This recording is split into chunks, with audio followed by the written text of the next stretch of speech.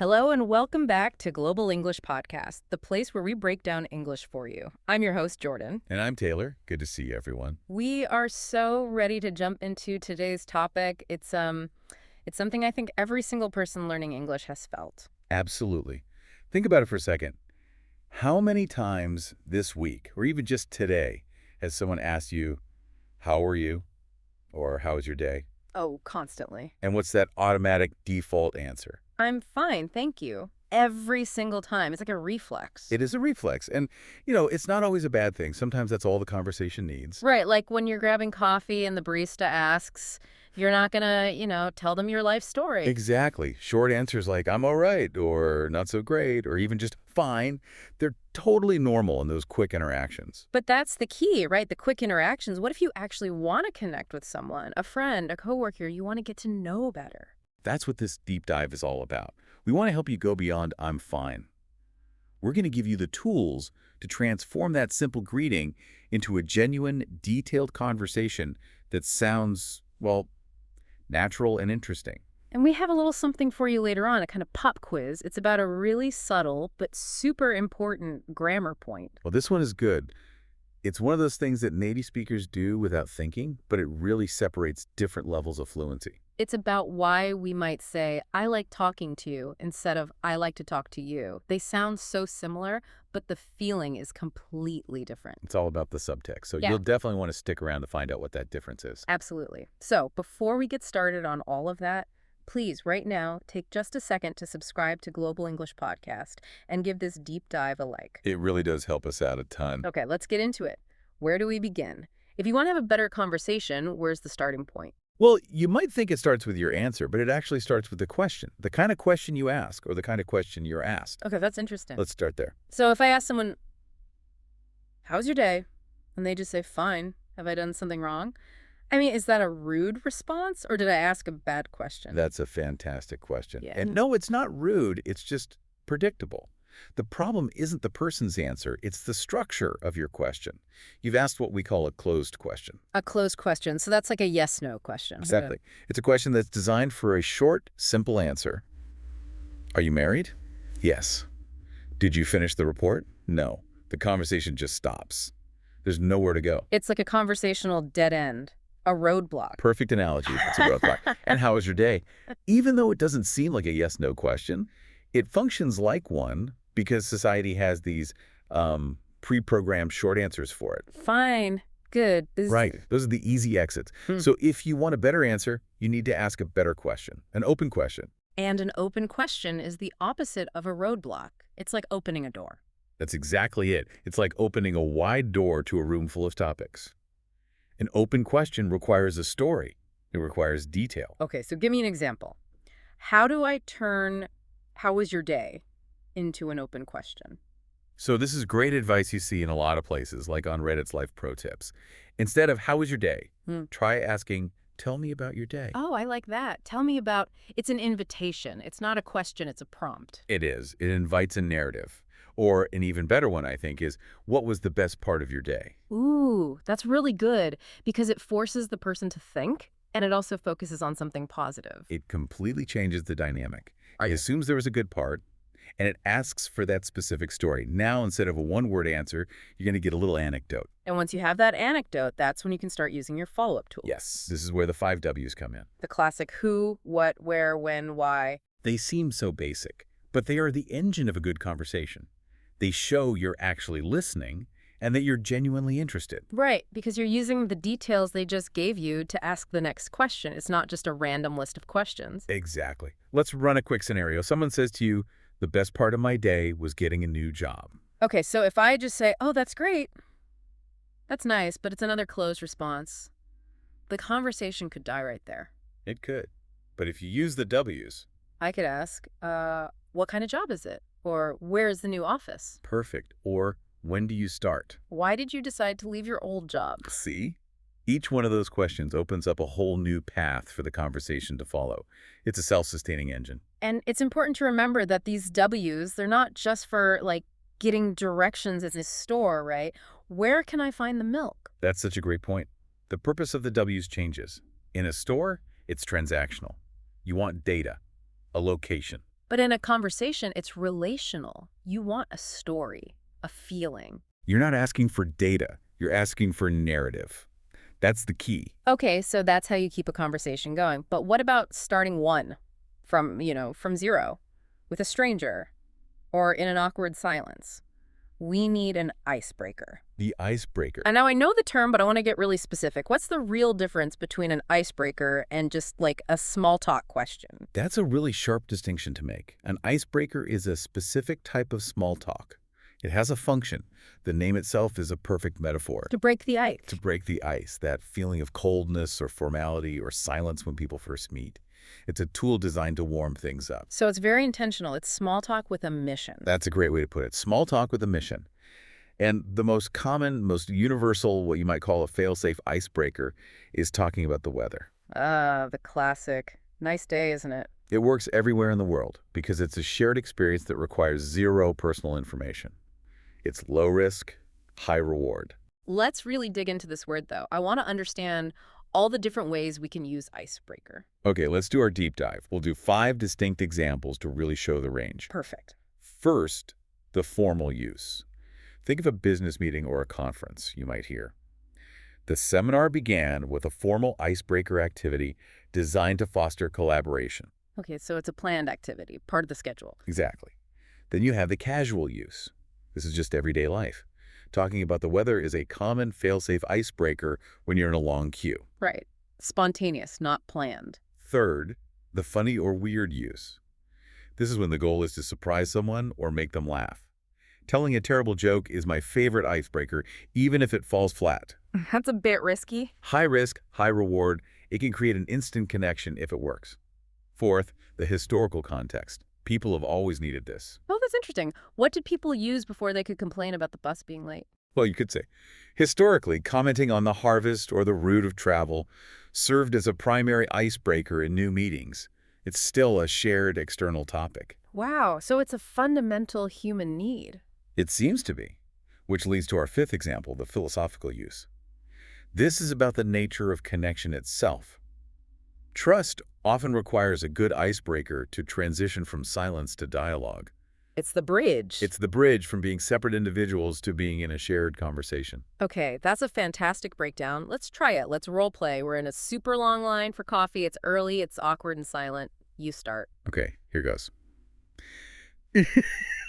Beautiful day, isn't it? It really is. A bit chilly, though. I wasn't expecting that. Me neither. I almost left my jacket at home. I'm so glad I didn't. You and me both. I'm hoping this coffee warms me up. Definitely. Oh, A large hot latte is the only thing that's going to save my morning, I think. tell me about it. I've got a huge day ahead. And boom, there it is. What's that? The transition. In just a few lines, we went from weather to coffee to our plans for the day. We successfully used an icebreaker to open the door to a real conversation. The ice is broken. That was so smooth. So what are the key phrases, the collocations that we need to remember for this? There are 5 key ones. We've used one already. Fail-safe icebreaker, which means it's very reliable. Okay. Then you have the actions. Use an icebreaker and use an icebreaker. You can also have an awkward icebreaker if it doesn't work. We've all been there. And finally, the verb phrase itself, to break the ice. The nuance to remember is that we usually use these terms when there's an initial tension. New groups, first dates, business meetings. It implies a conscious effort. So if I'm just chatting with my best friend, I wouldn't say I'm breaking the ice. Probably not, because there's no ice to break. You're already comfortable. Got it. Okay, so we know how to start a conversation. Now let's talk about the next step. Giving a good answer. How to describe your day beyond just good or bad. This is where we can really add some color and detail to our language. Instead of just good or bad, let's think about 4 main types of days. 4 categories. I like that. It simplifies things. Exactly. We can think of an ordinary typical day, a hectic day, a quiet day, and a special day. Okay, a menu of days. Let's start with the most common one, the ordinary day. Right. This is your baseline. Nothing special happened. So you use words that emphasize routine. For example, it was pretty typical. I woke up at my usual time, went to the same place as usual for lunch. Nothing unexpected happened, really. That paints a very clear picture. Well, not much, but it's detailed. It is. But let's get to the more interesting one. The opposite of an ordinary day. the hectic day. Now this is where the good stories are. A hectic day. This is the day defined by chaos, stress, and just feeling out of control. It's often a chain reaction of small problems. It starts with one little thing going wrong. Exactly. Maybe you missed your alarm. That's the classic start. So you're rushing, you get stuck in rush hour traffic. It's just a nonstop day from the moment you wake up. And then you get to work and realize. You forgot your laptop, of course. So you have to rush home on your lunch break. By the time you get home at night, you're exhausted, and all the chores are just piling up. Okay, you just used 3 amazing vocabulary items there. Hectic, nonstop day, and piling up. We have to break those down. Let's start with hectic. My big question is hectic just a fancy word for busy? Or is it specifically a bad kind of busy? It is specifically a bad kind of busy. That is the perfect way to understand the nuance. Busy can be neutral or even positive. You could say, I had a busy, productive day. It was great. Yeah. You would almost never say, I had a great, hectic day. Hectic implies stress, chaos, and a feeling that you're not in control. The busyness is controlling you. Got it. So it's busy plus stress. Busy plus stress. Let's do the 5 examples to see in different contexts. Let's do it. 1, the formal use. The CEO described the final quarter as exceptionally hectic due to the merger. High pressure, high stakes. 2, the casual use. My Monday was totally hectic. I didn't even have time for coffee. Yeah. That's your personal, everyday stress. I've had that Monday. We all have. 3, the funny or weird use. Trying to assemble this bookshelf turned into a surprisingly hectic 4-hour ordeal. The chaos is unexpected and maybe a little self-inflicted. Also in there. So many little screws. 4, the historical use. The dockyards during wartime were scenes of hectic, round-the-clock activity. This describes intense, urgent, nonstop work. A whole different level of hectic. And finally, 5, the philosophical use. A creative life may embrace short, hectic bursts of effort followed by long periods of reflection. It describes a pattern of living. Wow, that's really deep. I love how one word can stretch that far. It's all about that core feeling of intense, pressured activity. Let's try a role play. I missed your call earlier. I'm calling you back. Okay. Hey, I tried you earlier. Everything okay? Oh, man, you have no idea. My day was completely hectic. Seriously, a total disaster from the start. Oh no, what happened?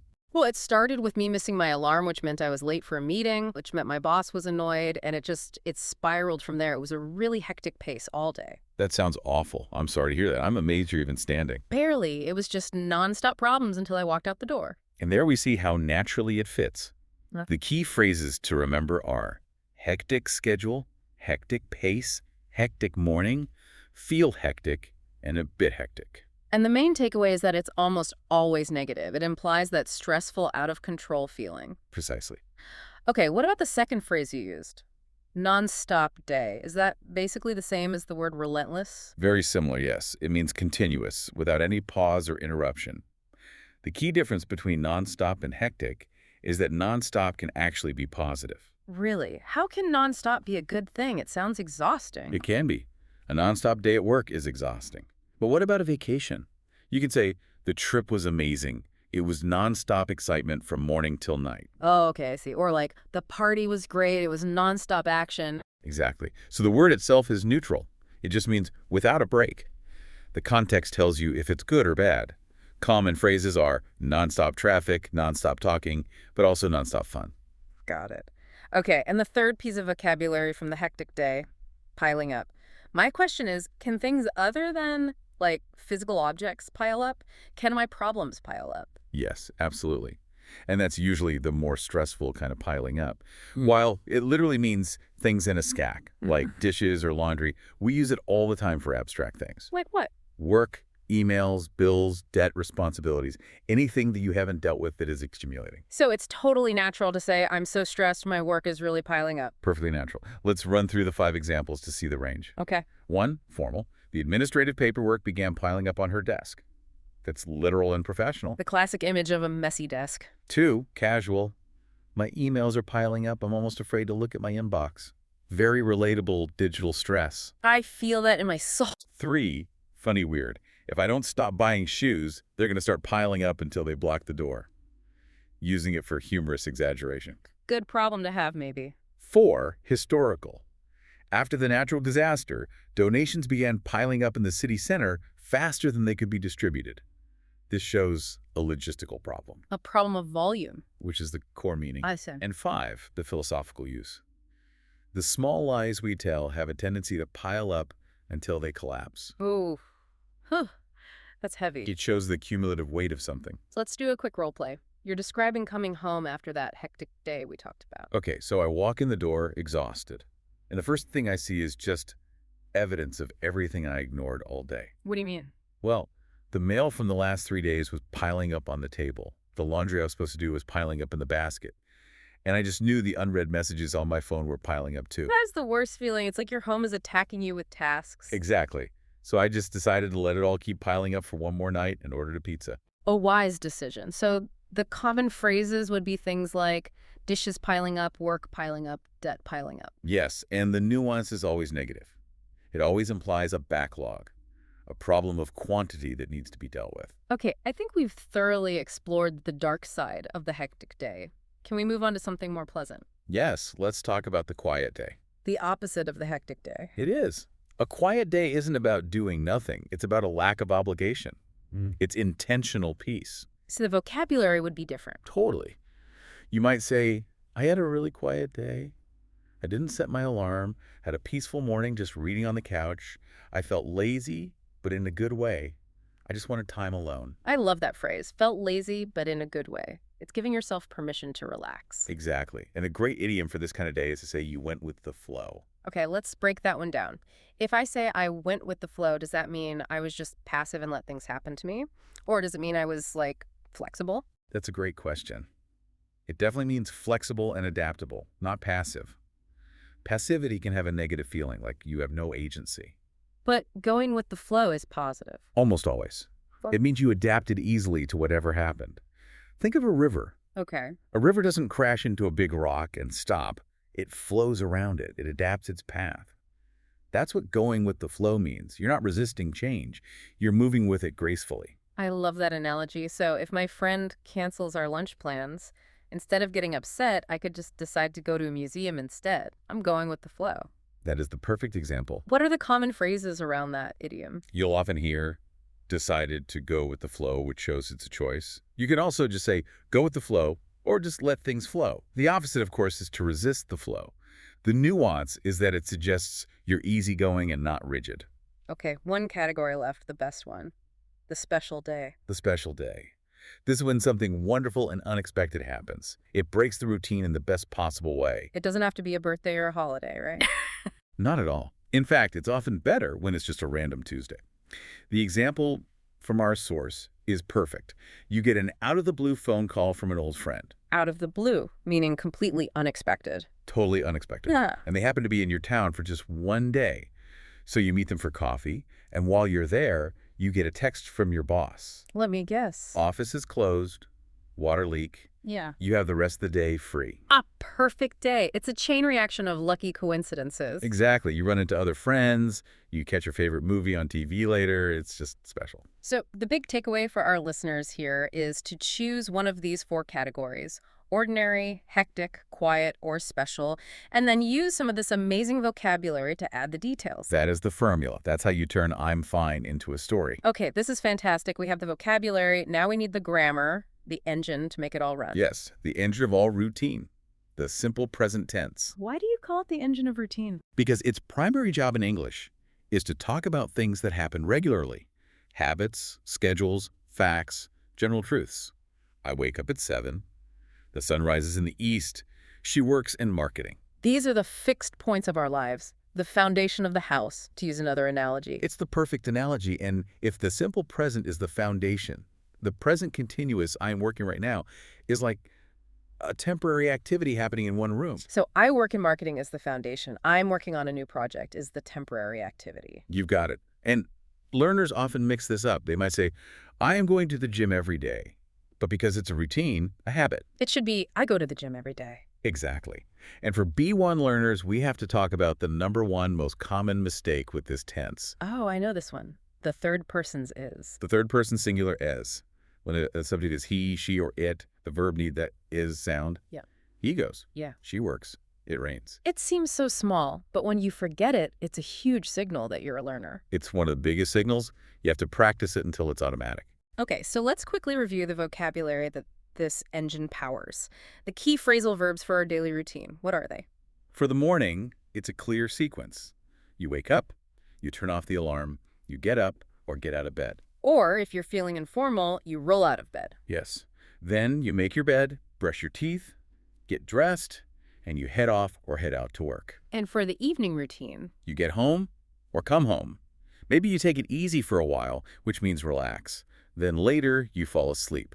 And the final step, you set your alarm, and the whole cycle starts again. the circle of life. I want to zoom in on one of those morning phrases, one that is a universal experience of pain and suffering for so many of us. Let me guess. Hit snooze. You know it. Why do we say hit snooze? It's such an aggressive verb. Because it often is an aggressive action. You're half asleep, this loud noise is happening, and you just want to make it stop. So you literally hit the button on your clock or your phone. You're attacking the morning. You are. It's the physical act of delaying the day for another 5 or 10 minutes. Let's talk about our own snooze habits. Are you a snooze hitter? I used to be a chronic snooze hitter, but now I put my phone across the room. Oh, the classic trick. It forces me to physically get out of bed to turn it off. By then, I can't really go back to sleep, so I rarely hit snooze anymore. What about you? I am a professional. I am an Olympic-level snooze hitter. My alarm goes off at 6:30, and I will keep hitting snooze until, like, 7:00. It's a real problem. So you're one of those 5 more minutes people. Many, many sets of 5 more minutes, which usually means I end up oversleeping, and then I'm always running late. Ah, see how the vocabulary connects. Hitting snooze leads to running late, which leads to a hectic morning. It's the first domino to fall. So the key phrases here are hit the snooze button, keep hitting snooze, and the consequence, oversleeping. And the nuance is definitely one of procrastination, or as you said, being not a morning person. Okay, let's look at that consequence. Running late. Is that really different from just being late? Yes, there's a really important difference in meaning. Running late implies motion and urgency.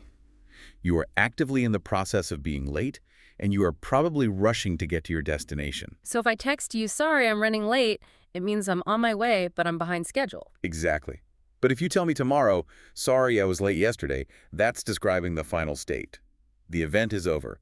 You arrived after the correct time. So running is the process. Being is the result. It's like a marathon runner trying to catch up to the clock. That's a perfect analogy for it. It communicates that you are making an effort. So the common phrases would be always running late for someone who has a habit of it. Right. Or running late for work, running late for a meeting, and the common apology, so sorry, I'm running a little late. And the nuance is that urgency, that feeling of being in a race against time. You've got it. Okay, so we have the simple present engine. Now let's add the tools that give it precision. Adverbs of frequency. So telling people how often we do our routines. Exactly. And we have 2 types. The first is adverbs of indefinite frequency. Indefinite, meaning general, not specific numbers. Right. It's a scale from 100% down to 0%. At the top, 100%, you have always. Okay. Then you have usually, frequently, and often. Then right in the middle, at 50%, you have the very important sometimes. That's a great anchor point to remember, 50%. Below that, you have occasionally, and then rarely or hardly ever. And at the bottom, 0% is never. The most important rule here, the one everyone messes up, is placement. Where do these words go in a sentence? This is critical for sounding natural. The rule is the adverb goes between the subject and the main verb. So I often go to the movies, not I go often to the movies. Never I go often to the movies. That is the #1 giveaway. Subject, then adverb, then verb. She rarely eats meat. We sometimes watch TV. But there's an exception, right? With the verb to be. Yes, the big exception. With the verb be, so, am, is, are, was, were, the adverb comes after the verb. So he is always late, not he always is late. Correct. And with negative adverbs like never, you have to remember, though, one negative rule in English. You say, he never complains. You don't say, he doesn't never complain. 2 negatives make a positive, so 1 is enough. Exactly. Now let's zoom in on one of these words. Occasionally, it feels a little more formal than sometimes. What's the real difference? That's a good observation. It does feel a bit more formal. Occasionally is lower on the scale than sometimes, maybe around 20 or 30%. It means, now and then, but not regularly. So it's less frequent than sometimes. Yes, and I think you're right. It often sounds a bit more deliberate. Let's do the 5 examples. Okay. 1, formal. The committee meets occasionally to review new proposals. It's not a scheduled meeting. Got it. 2, casual. I occasionally run into my old college professor at the supermarket. A chance meeting that happens, but not often. 3, funny weird. My cat will occasionally decide that 3 a.m. is the perfect time to practice his singing. Sporadic and annoying behavior. I think all cat owners know that one. 4. Historical.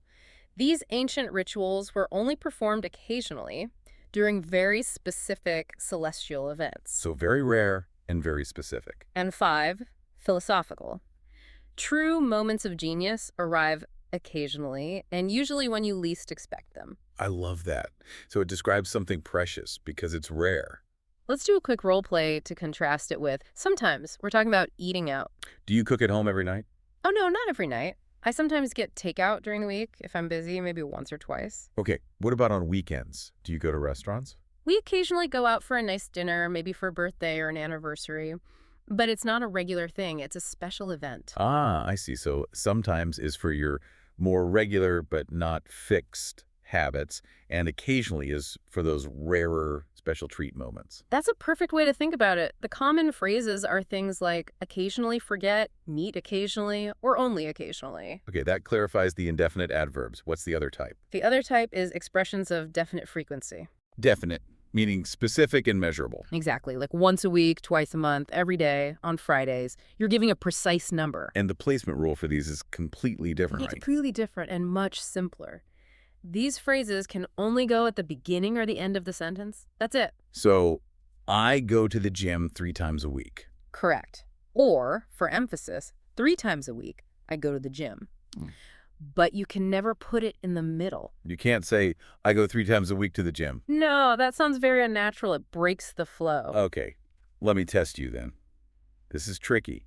How would you combine an indefinite adverb and a definite expression in one sentence? For example, the action is, I cook. The indefinite adverb is usually, and the definite expression is 4 times a week. Okay, so each one has to follow its own rule. The indefinite adverb usually has to go between the subject and the verb. Right. And the definite expression, 4 times a week, has to go at the end. Yeah. So it would be, I usually cook 4 times a week. Nailed it. Perfect structure. Wow. You've combined the general feeling with the specific data. Okay, this grammar is so helpful. We now have the vocabulary and the grammar. Now we need the social skills, the techniques to keep the conversation flowing smoothly. Conversational maintenance. This is where a lot of learners feel a bit lost. They know what to say, but not how to keep the back and forth going. So what's the first step? The first step is to show you're listening. You need to use little words and sounds to encourage the other person. Things like, wow, really? Uh-huh, that's crazy. So it's not about saying something brilliant, it's just about showing you're engaged. It's just about sending a signal that says, I'm here, I'm listening, please continue. It's low effort, but it's so important for making the other person feel heard. Okay, that makes sense. But what if I want to change the topic? I can't just suddenly start talking about something else. That would be rude. You're right, that would be very jarring. You need a bridge, a transition phrase. Like what? Simple things, like, that reminds me. Or, speaking of holidays, I was meaning to ask you, it connects what they just said to what you're about to say, even if the connection is small. It makes the change feel smooth instead of abrupt. That reminds me, it's so useful. Now, what if I want to show someone something really cool? I always hear people say, check this out. It sounds like a command.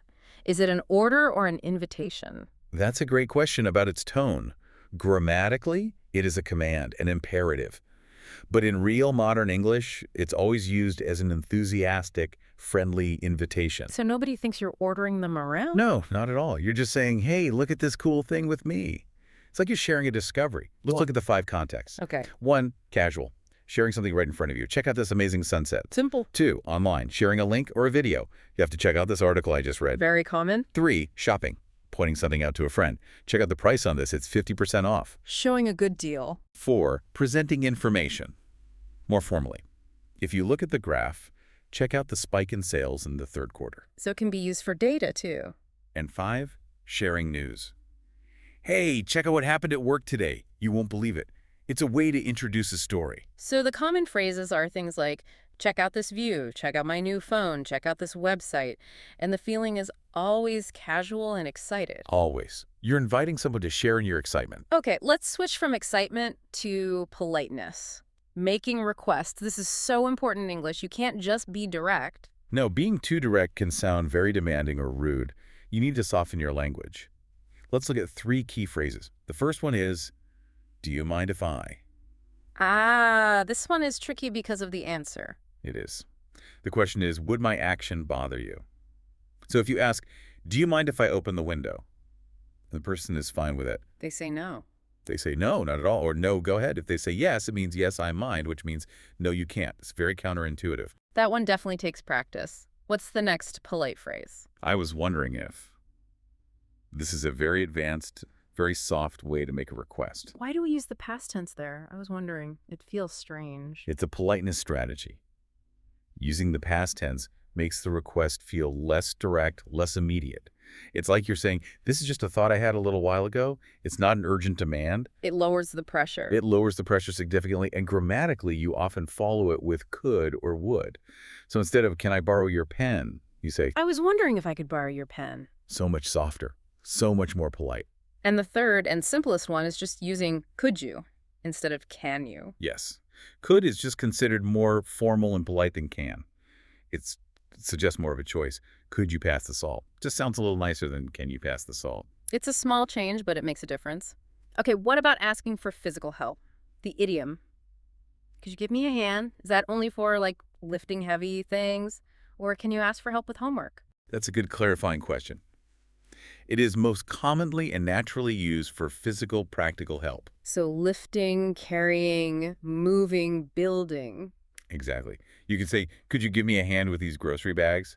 If you need help with homework, it's more natural to just say, could you help me with this math problem?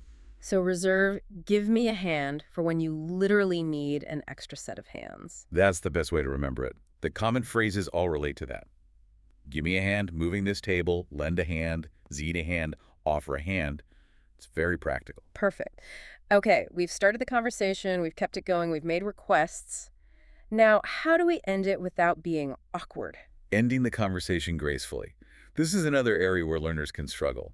You can't just say, okay, bye, and walk away. Right, that feels so abrupt. You need a wrap-up phrase, something like, it was nice chatting with you. Classic and polite. Or if you've made plans, you can say, that sounds good, or that works for me. And what's a really casual, friendly way to say goodbye?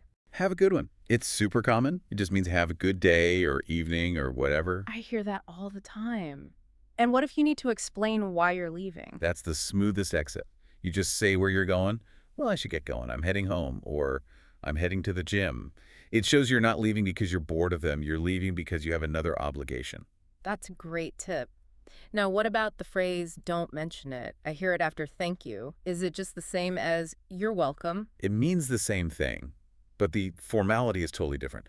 You're welcome is the standard, all-purpose, slightly formal response. Don't mention it. That's much more informal and casual. It implies that the favor was so small, it's not even worth talking about. So if my boss thanks me for a big report, I should probably say, you're welcome. Yes, definitely. Yeah. But if your friend thanks you for holding a door open, don't mention it, or no problem is perfect. Let's do the 5 examples to really get the feel. Okay. 1. Formal. Thank you for your help on the project. Response. You are most welcome. See the contrast. Very formal. 2. Casual. Hey, thanks for grabbing me a coffee. Response. Don't mention it. Perfect. 3. Funny weird. Thank you for helping me catch my runaway pet lizard. Response. Don't mention it, I needed the exercise. It uses humor to minimize the effort. I like that one. 4. Historical. Linguistically, the phrase developed as a way to show humility, to downplay the significance of the good deed. So it's a social strategy. It is. And 5. Philosophical. In true acts of kindness, the action is its own reward, so the thank you really doesn't need to be mentioned. Wow. Okay, let's do a role play. You've just helped me with something huge. I'm thanking you a lot. Okay. Seriously, I can't thank you enough for helping me all day. I never would have finished without you. Honestly, don't mention it. I was happy to help. But it was your whole Saturday. I feel like I owe you big time. It was no trouble at all, really. It was nothing. You would have done the same for me. Well, thank you again. You got it. See how all those phrases, don't mention it, no trouble, it was nothing, all do the same job of making the favor seem small and easy. Yes, they make the person feel less like they're in debt. The key thing to remember is that you only use it after someone says thank you. Absolutely. Okay, we've covered words, grammar, and phrases. But there's one last piece of the puzzle. It's not what you say, it's how you sound. The music of English. Intonation, the rise and fall of your voice. Without good intonation, even perfect grammar can sound robotic or even angry. This is so true. It's the difference between sounding like a real person and sounding like a computer. It is. And for questions, there are two basic patterns every learner needs to master. The first is rising intonation. Rising, so your voice goes up at the end. Exactly. And you use this for yes-no questions. Like, are you coming to the party? The word party goes up. Yes. That rising sound signals to the listener that you're expecting a yes or a no. If your voice goes down, it doesn't sound like a real question. So what's the other pattern? Falling intonation. Your voice goes down at the end. And you use this for white questions. The information questions. Who, what, where, when, why. Right. So for where are you going, the word going goes down. Where are you going? Perfect. And of course, you can also use stress on different words to change the meaning entirely. Right, like I didn't steal the money. If you stress I, you're saying someone else did. I didn't steal the money. Maybe you borrowed it. I didn't steal the money. Maybe you stole jewelry. It's incredible how much meaning is carried just by the sound. So how can we practice this? It feels hard to practice on your own. The best technique by far is called shadowing.